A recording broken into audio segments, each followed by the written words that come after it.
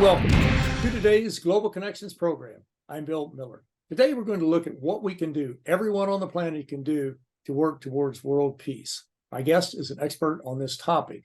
Mr. Steve Killelea, an Australian national, is the founder and executive chairman of the Charitable Foundation and the Institute for Economics and Peace.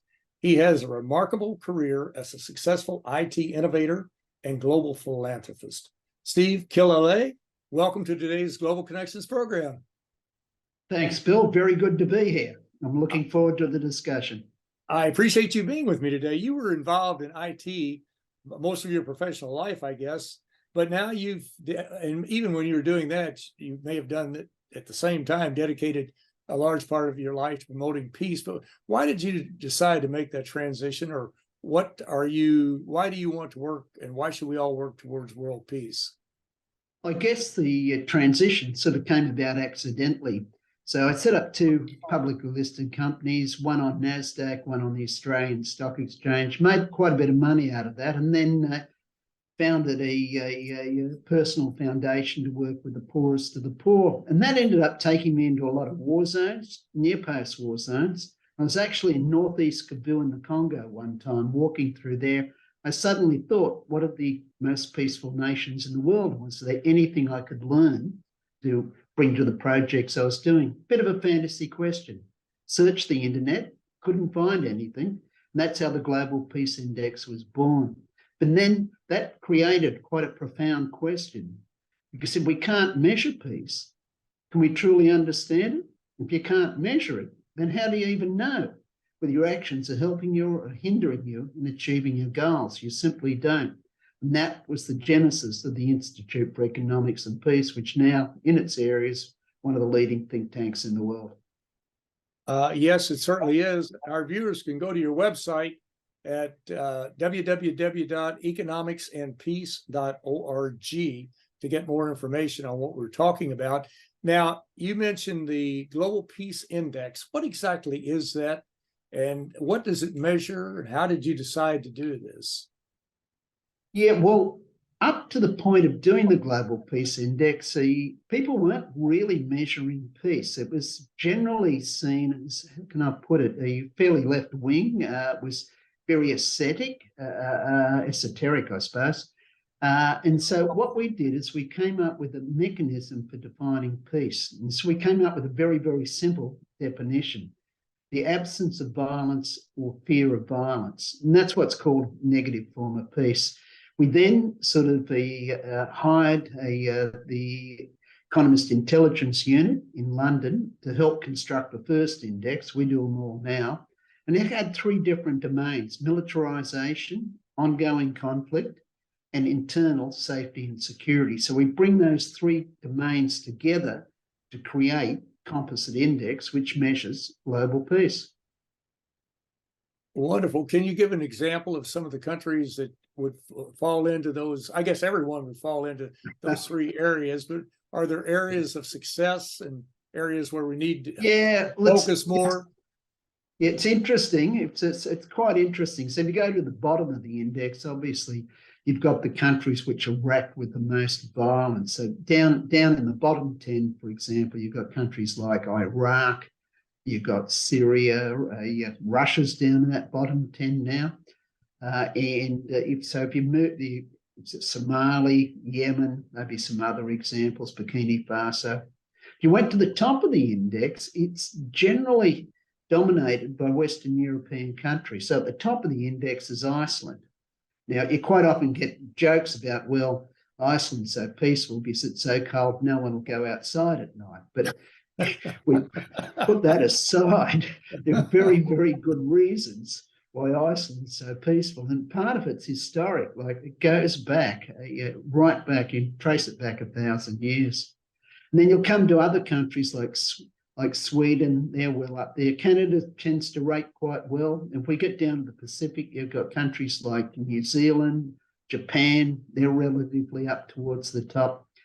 The large nations with large militaries like the US or China, they tend to be mid-ranking. countries, slightly below the halfway rate. So the US is usually at about the 120s. China's about the same. One of the more interesting things is countries rise slowly when they increase in peace, but when they fall in peace, it can be quite precipitous, just how fast they can drop. Very true. Of course, Ukraine, I guess, has taken quite a nosedive the last year and 4 months or 3 months, whatever it is. And are there any countries that have risen dramatically that you can think of right offhand that maybe were not doing well last year, a year before, that have bumped up and have promoted peace or developing peaceful negotiations or peaceful habitat? Generally you find countries which come out of conflict rise quite quickly. So Iraq, for example, it's still down towards the bottom of the index, but the actual measurements itself improved quite remarkably over the last few years. And then there are other countries which bounce around. So like Niger would be one. So it had very large falls for a couple of years and then sort of bounced back quite remarkably last year, and we'll find it'll bounce back more again this year. So it's quite interesting the way the various countries move around. Bhutan is a country which has sort of improved over the years. And quite often you'll get regions around different areas which will improve as well. Like Costa Rica is a country which has improved quite a bit over the years. So there'll be a couple of the examples. Now, there are other organizations on our planet that are working towards peace, and two that I've been involved with, and I know you probably, I guess you have, I can't say for sure, are the United Nations and Rotary International. Do you have any interactions with, well, start off with the UN, and are you doing anything with the UN on any of the projects that you have underway? Yeah, we have a lot of interaction with the UN. A lot of it's dealing around sort of consulting work and research. So we've probably, at this stage, would have 7 different departments of the UN, which we've developed various reports for, which would be paid consulting. So some of those areas would be World Food Programme, UNEP, it'd be UNDP, UNESCO. That'd be a couple of the examples.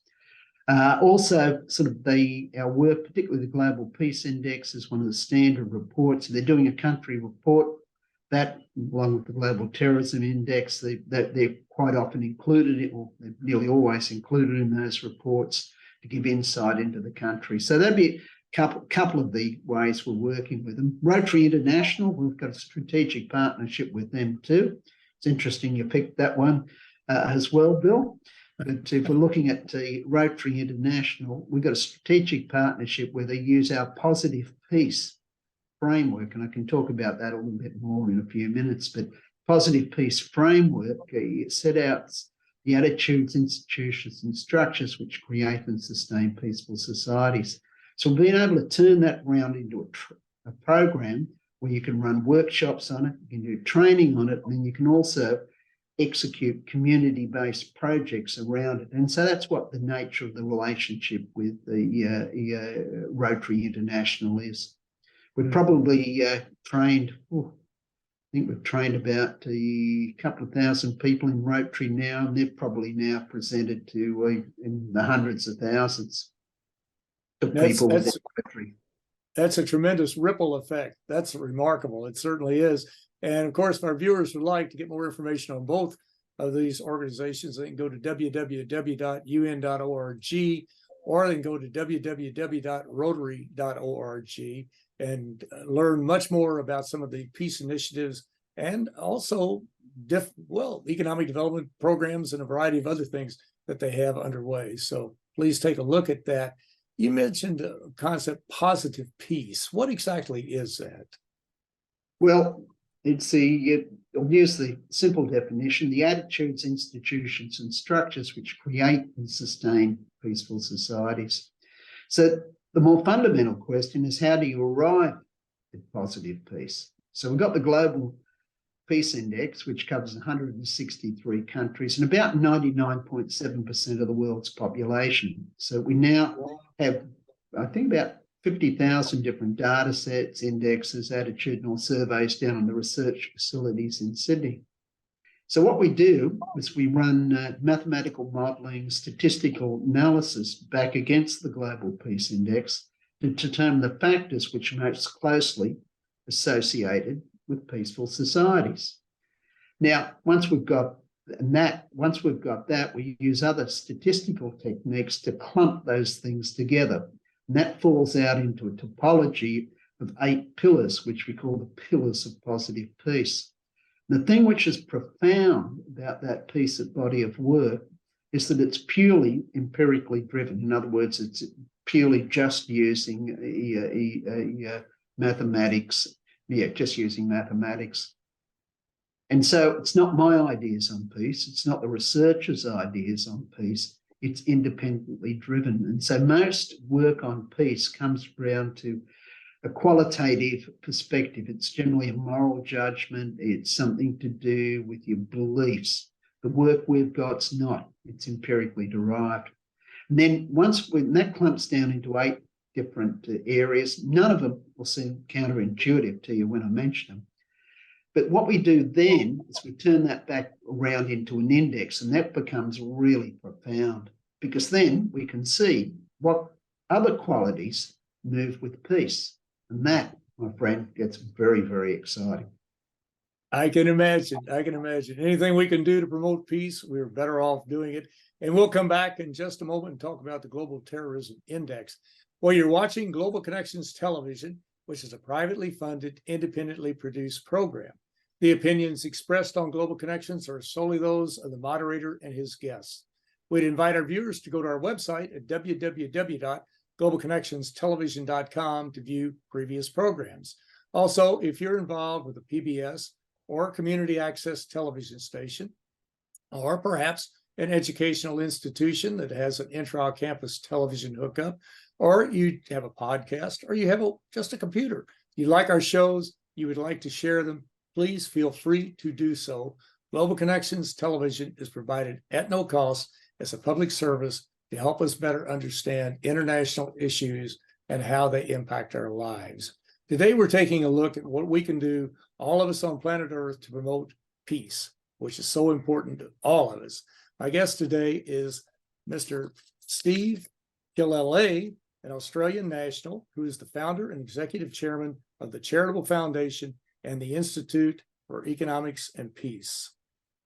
Steve, we're talking about what we can do and how we can all be involved in this activity. Of course, we can learn more about the United Nations, learn more about your group, or get involved in Rotary International. As someone who's been involved in Rotary now for quite a while, past district governor, I can empathize with how important it is for us to be involved. But let's talk a little bit about the other item that I mentioned, the Global Terrorism Index. What exactly is that? Well, the Global Terrorism Index measures the state of terrorism globally, and we really started to get into that would be about a decade ago. I think we're into our 10th year of it now. It could be our 12th year, something like that anyway. Mm-hmm. And really it came about when we started to see the rise of terrorism in Iraq, probably about 2007. So the data we've got, we take back to about 2002.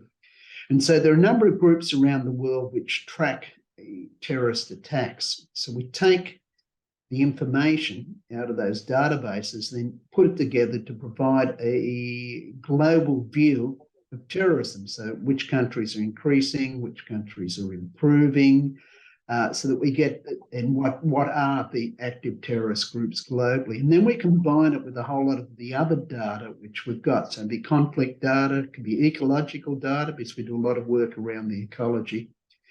And then sort of a whole lot of socioeconomic factors as well, so we can get a better understanding of the kind of environments in which terrorism thrives, or does not thrive, would be a better way to look at it, because that's the positive.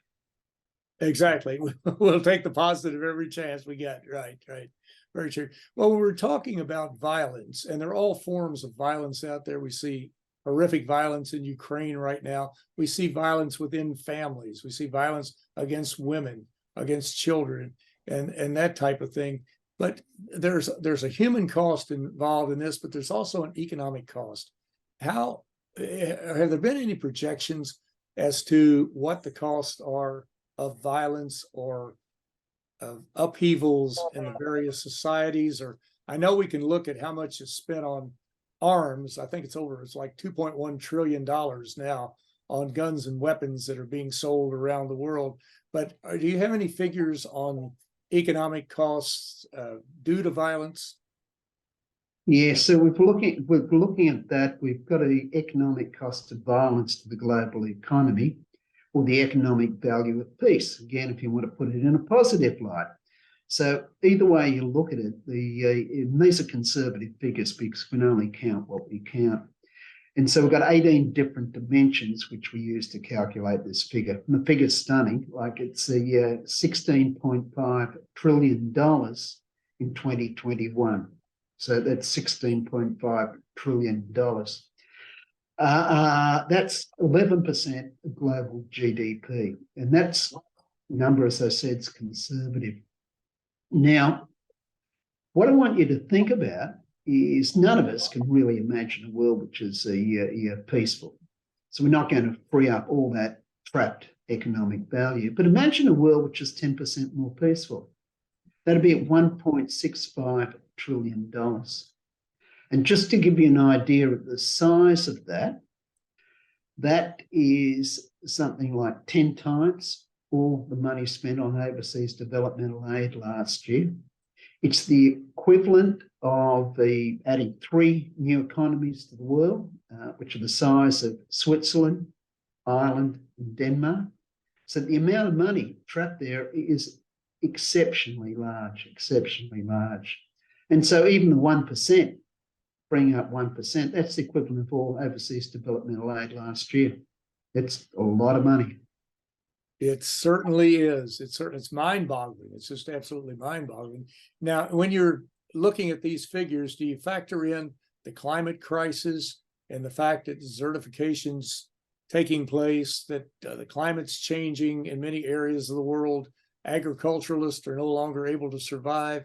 Do those factor into this total figure? No. Really? It's just 18 dimensions, and all of them are pretty clear. So I'll give you an example. So it'd be military. So that'd be the cost of all the militaries globally. That's the biggest factor. It also, we've got things like the cost of homicides globally. That'd factor into it as well. Cost of the lost GDP through conflict, there'd be some other examples. Cost of incarceration, cost of running police forces globally. They're all the kind of things which we factor in. So suicide, we've recently added suicide as a dimension which we take into account. We say it is a form of violence. So it's really pretty much things, bread and butter, things dealing with violence. So estimating the costs of the climate change, we wouldn't see that as coming under the definitions which we use in the Global Peace Index or in the positive peace, in the positive peace either. However, there are factors which then aggravate conflict, if you like. So we bring out a report each year called the Ecological Threat Report. Now, what it does is it looks globally and it takes 5 different domains in. And so it looks at countries ecologically, then also the biggest cities in the world. We also study them as well. And one of the things which is quite profound, if you look at the countries, quite often the worst conflicts, they've got overlapping ecological crises as well. So that'd be countries like, let's say, Afghanistan. We went to the Sahel. We've got a number of the serious conflicts running in the Sahel. All of those countries are suffering from massive ecological degradation. You'd see it in Iraq, Syria as well. And so you've got, excuse me, you've got this overlap of multiple factors coming together. So all these things are systemic. They don't actually come from one underlying factor which causes the others. So if we went up and, let's say, looked at a lot of these countries, you'd find that, one, you've got very weak governance. You've got areas of the country which aren't policed or controlled.